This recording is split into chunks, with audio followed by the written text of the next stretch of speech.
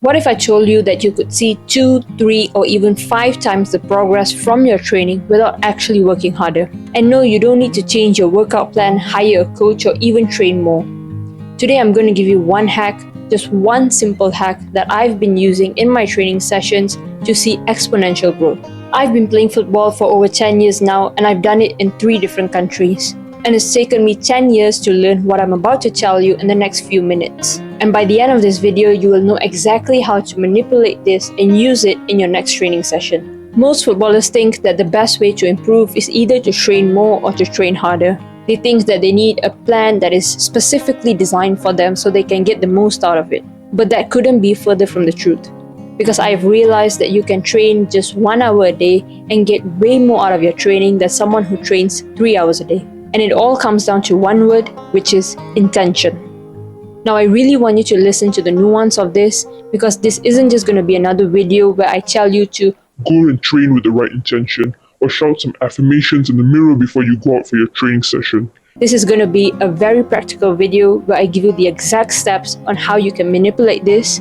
But first, let me tell you how this helped me get so much more out of my training. Last week, I stepped out on the pitch to do an acceleration session. Now, the night before, I went to bed at 1 a.m. because I was recording my videos. And I got up at 7 a.m. the next day to train.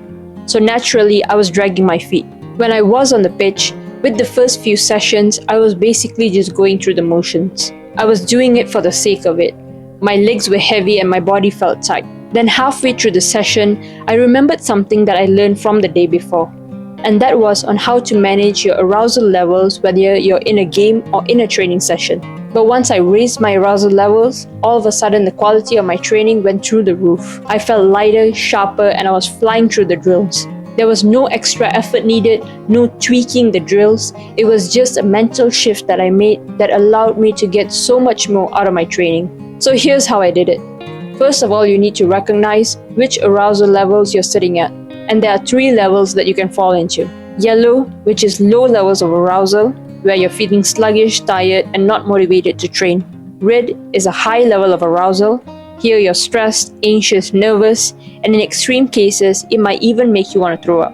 And green, this is where you want to be, aroused enough that you can perform at your best and get into flow. So in this training session, my arousal levels were really low, and I had to do things to hype myself up so that I could raise my levels. And here are some of the things that I did. I shook my hands on my head and did some light jumps. I did a weird jiggle, or you could call a bit of dirty dancing, to feel more jolly. And I recall some comedy skits that I watched on YouTube the day before, and since it made me laugh, it also increased my energy levels. Now you don't have to do all of this or any of this. This is just me. Maybe listening to hype music before you start training would actually help you raise your arousal levels, especially if it's in the morning. Maybe David Goggins yelling in your ear might help you. If it's a team training, maybe even joking around with your teammates would help you raise your energy levels. Do what works for you. And just by getting into the right arousal levels, I was able to raise my top speed by 0.7 kilometers per hour from the week before. And that is how powerful the right intention can actually be. Now I know that most of you go into your games feeling stressed or anxious, so here are a few things that you can do to bring your arousal levels down. Listen to calming or mellow music, do deep breathing, take a warm bath before going for your matches, or maybe have a journal in which you can write the attitude that you want to carry into the game. Now if you want to see this attitude journal in more detail, let me know in the comment section down below and I'll make a video of it. Now one of my favorite ways to lower arousal levels, not just in matches but even in training sessions, is to have a mental cave that I can sit in. Think of this like a safe space that you can go back to when things aren't working your way. Maybe your dog sitting in your lap while you're watching TV is a safe space for you. Maybe having a chat with your best friend or your partner is a safe space for you.